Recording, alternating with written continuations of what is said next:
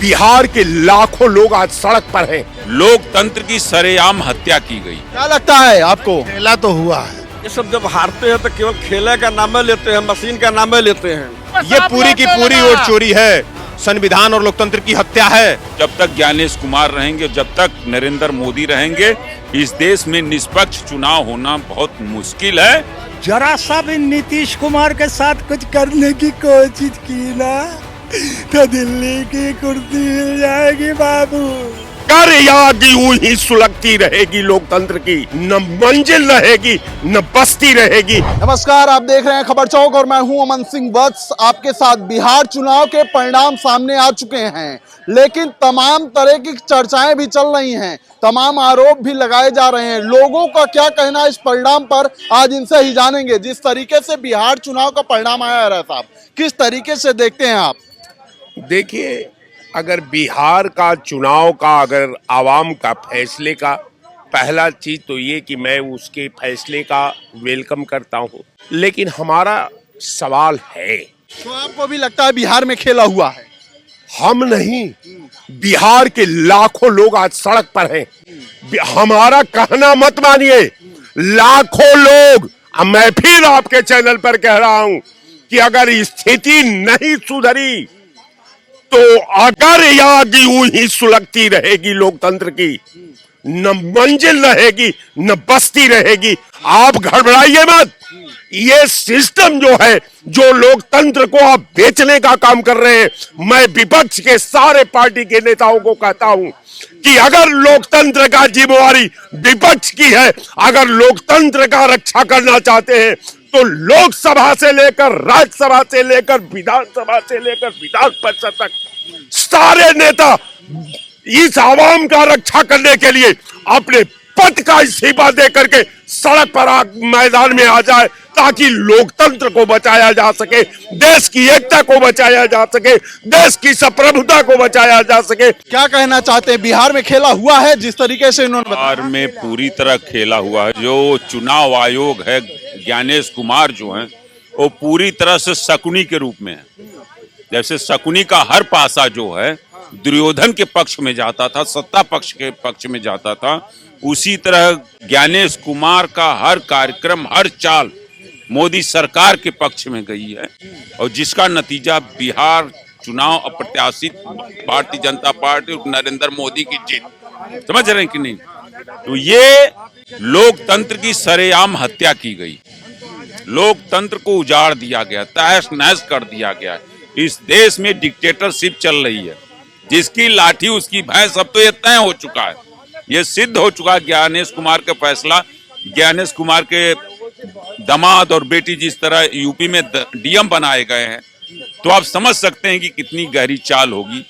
और जब तक ज्ञानेश कुमार रहेंगे, जब तक नरेंद्र मोदी रहेंगे, इस देश में निष्पक्ष चुनाव होना बहुत मुश्किल है। और अगर जब मैं कह रहा हूं जब तक ईवीएम रहेगी, क्योंकि अब जिसकी भी लाठी उसकी भैंस, जो भी अगला पीएम बनेगा वो पूरे देश को यूं ही जीतता रहेगा। मतलब खेला हुआ है। खेला बहुत जबरदस्त हुआ है। मैं बता रहा हूँ, ज्ञानेश कुमार पूरी तरह शकुनी के रूप में है। समझ रहे हैं कि नहीं? क्या कहना चाहते हैं छाबड़ा जी? किस बात के लिए? बिहार में खेला हुआ है कह रहे हैं सब लोग। खेला कहाँ हुआ? अंदर से कोई बाहर ना आ सके, बाहर से कोई अंदर ना जा सके। सोचो कभी ऐसा हो तो क्या हो, सोचो कभी ऐसा हो तो क्या हो। नीतीश कुमार एक कमरे में बंद हो और ताला बंद हो जाए, अमित शाह की वहाँ पर सारी फोर्स वहाँ लग जाए।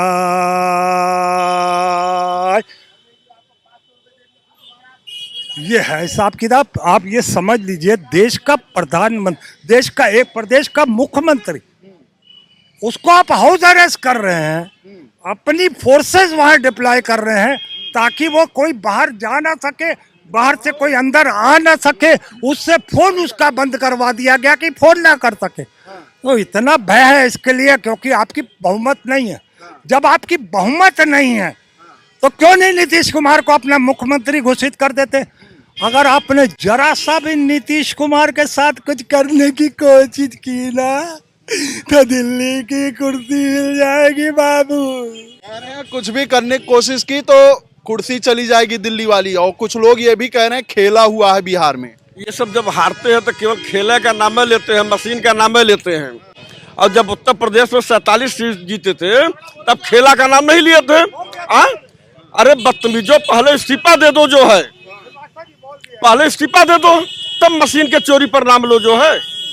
ये जनता जनार्दन की बात नहीं करेंगे, ये सनातन धर्म की बात नहीं करेंगे, ये सनातन विरोधी की बात करेंगे जो है। रामायण को फाड़ने की बात ये करेंगे, उसके बाद सोचेंगे कि हम जनता पर राज करें जो है, हम सत्ता का राज करें। तो आपको लगता है कोई खेला नहीं हुआ अभी? कोई खेला नहीं हुआ है। अगर ये खेला कह रहे हैं खेला हुआ है जो है, तो पहले उत्तर प्रदेश का जो लोकसभा के मेंबर है जो है, ये लोग इस्तीफा दे दें। क्या लगता है आपको? खेला तो हुआ है, खेला तो हुआ, इतना बड़ा खेला हुआ है कि विपक्षियों को हजम ही नहीं हो रहा है।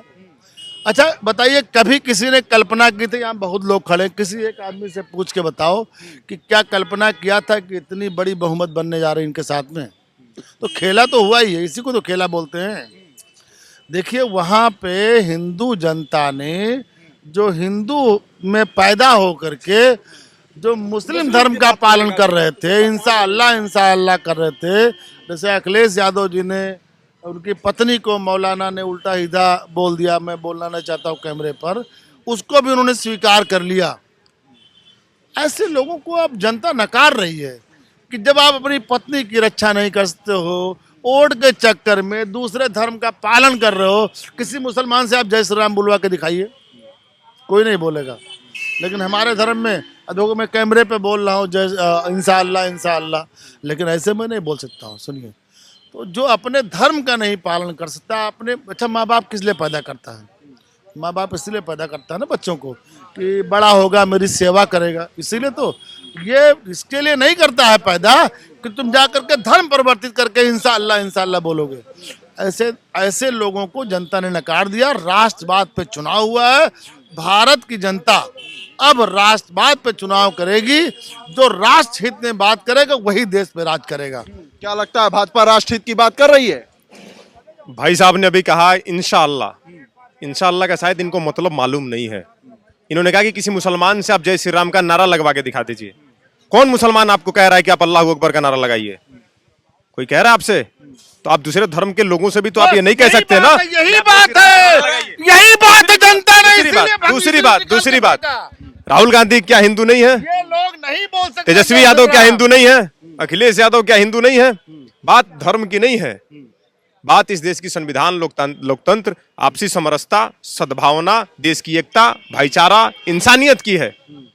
बात धर्म और जाति से कहीं दूर अलग है। क्या ये नहीं जानते कि अशफाक उल्लाह खां कौन थे? क्या इनको नहीं पता कि डॉक्टर एपीजे अब्दुल कलाम कौन थे, जिन्होंने देश को गर्व करने के लिए मिसाइल मैन और देश को परमाणु बम दे दिया? गर्व करने का एक अनुभव दिया ना, अनुभूति दिया ना, एक पल दिया। क्या आप उसको नकार सकते हैं? मैं जानता हूँ, क्या आप नकार सकते हैं? भी जानता हूँ। नहीं, मैं आपसे सवाल कर रहा हूँ ना, मैं आपसे पूछ रहा हूँ। जानता हूँ, और जो आतंकवादी गतिविधियों में पकड़े गए मैं उनको भी जान चुका हूँ। उसी में हर समाज में लोग होते हैं। वही मैं कह रहा हूँ ना, वही मैं कह रहा हूँ। जब बाबा संविधान को मानते हैं, ऐसे लोग होते हैं। संविधान को मानते हैं, पूछे संविधान को मानते हैं, संविधान को मानते हैं। संविधान को बहुत श्रद्धा से मानता हूँ और जय भीम की नारा लगाता हूँ। साहब ने लिखा, जय भीम का। दूसरी बात, इन्होंने अपने साल के अंदर पाकिस्तान भेज दिया जाए मुसलमानों को। इन्होंने जो भी बोला है संविधान में लिखा इन्होंने हुआ जो है। भी बोला है संविधान के किस पेज पर लिखा है, किस लाइन में लिखा है, इनसे पूछ लीजिए। चर्चा भाई हमारी दूसरी तरफ जा रही है। नहीं, चर्चा हिंदू मुस्लिम की तरफ जा रही है। नहीं, चर्चा ये है, चर्चा ये है, चर्चा ये है, चर्चा ये है, चर्चा ये है। अरे बात तो सुनिए, चर्चा ये है कि बिहार का जो परिणाम आया है वो आप मानते हैं कि एकदम अच्छा है? बिहार के परिणाम पर मैं मुख्य चुनाव आयुक्त ज्ञानेश कुमार को जीत की बधाई देना चाहता हूं। उनकी कड़ी मेहनत से बिहार में 64 लाख लोगों ने मतदान करने से अपने आप को रोक लिया, घर बैठ गए, क्योंकि 64 लाख लोगों का नाम कट गया। 16 लाख नए आवेदन आए बतौर मतदाता बनने के लिए, लेकिन ज्ञानेश कुमार जी 24 घंटे जग कर दिन रात उसको 21 लाख कर लिए। तो आप मानते हैं जो परिणाम आया सही नहीं है? दूसरी बात और सुनिए, मैं तथ्य दे रहा हूं ना आपको। 7 crore 42 lakh vote total voter थे। और चुनाव के बाद 7,45,00,000 हो गए। वो उसी जीतते जितना तकलीफ हो रही है, घर में नहीं बैठोगे, विदेश से आओगे, बांग्लादेश से इधर बताने दीजिए, तथ्य बता बांग्लादेश के प्रधानमंत्री जो रह चुकी हैं शेख हसीना, ये बांग्लादेश की बात कर रहे हैं। घुसपैठिए की बात की जाती है ना। कौन घुसपैठिया है? 12 साल से आप सरकार में है। क्या गृह मंत्री जी इतने निकम्मे हो गए हैं? तो आपको लग रहा है कि परिणाम जो है सही नहीं आया? पूछ रहा हूँ ना आपसे, ये घुसपैठिए की बात की अरे है। मुझसे क्यों पूछ रहे हैं? आपको परिणाम सही नहीं लगता? कौन? ये पूरी की पूरी वोट चोरी है, संविधान और लोकतंत्र की हत्या है और कुछ नहीं है। कह रहे हैं वो चोरी की गई है। अरे ये तो वही कहेंगे अगर दम हो, नहीं दम अगर है, जितने लोग इनके जीते हैं उनको इस्तीफा दिलाए, इस्तीफा दिला करके चुनाव आचार संहिता के खिलाफ मुकदमा दर्ज कराए। दम है, इस्तीफा दिलाए। क्यों दिलवाएंगे? नियम था चुनाव आयोग मुख्य चुनाव आयुक्त बनाने का जो नियम था, प्रोसेस था, उसमें यह था कि सुप्रीम कोर्ट के जज होंगे, नेता विपक्ष होंगे और प्रधानमंत्री जी होंगे। आज उस नियम को क्यों बदल दिया गया है? क्या कहना चाहते हैं आप? बढ़िया रिजल्ट आया, जनता ने खूब सपोर्ट करा, बढ़िया रिजल्ट है सही है? हाँ एकदम सही है। अब बाकी कुछ करे, आम जनता है तो आम जनता की दोनों खड़े होकर बात कर रहे हैं। वो थोड़ी कोट पहन लिया नेता बन गया, वो चीज थोड़ी है। ये तो ऐसे रहेगा, मगर जनता तो फैसला है, मोदी जी को सपोर्ट करता है। बिल्कुल जो कह रहे हैं। चुनाव खत्म हो चुका है, अब मुद्दा है SIR वोटर लिस्ट का।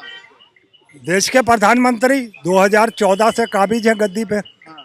बंगाल में अगले साल चुनाव है, उससे पहले अगर वाकई वो देशभक्त हैं तो जितने रोहिंग्या मुसलमान घुसे हैं उनको चिन्हित करके देश से बाहर किया जाए। हम उनका वेलकम करेंगे ताली बजाने के साथ, क्योंकि वो पहली बार। मगर इस तरीके से कि हिंदुओं को या सनातनियों को कह के कि हिंदू या सनातनी खतरे में है क्योंकि देश में मुसलमान काबिज है, तो ये एक मिनट रुको, बोलो नहीं, बोल तो लेने दो, बोल तो बात तो अपनी रखने दो, आपको मौका दिया गया था ना, बोल तो लेने दो। एक बार नहीं सैकड़ों बार का हिंदू खतरे में है, सनातन खतरे में है। तो भाई एक बात बताइए, तो आप 2014 से हैं, सनातन खतरे से बाहर कर दीजिए, उसके नाम पर राजनीति मत करिए। 2014 से अगर रोहिंग्या घुसे हुए हैं चिन्हित करिए, हम आपका वेलकम करेंगे, हम आपके लिए ताली बजाएंगे, इससे बड़ी बात हम नहीं कह सकते। ठीक है, हम चर्चा कर रहे थे बिहार चुनाव के परिणाम पर, लेकिन चर्चा दूसरे तरफ जाने लगी। फिलहाल ये तमाम लोग थे लखनऊ के जिनकी अपनी अपनी राय है बिहार में आए हुए परिणाम को लेकर, तो ऐसी ही राय आपके बीच में हम लेकर आते रहेंगे। तब तक देखते रहिए खबर चौक। शुक्रिया। New public inter college Lucknow, admission open. For more information call 0522 282232 और 7755 089585।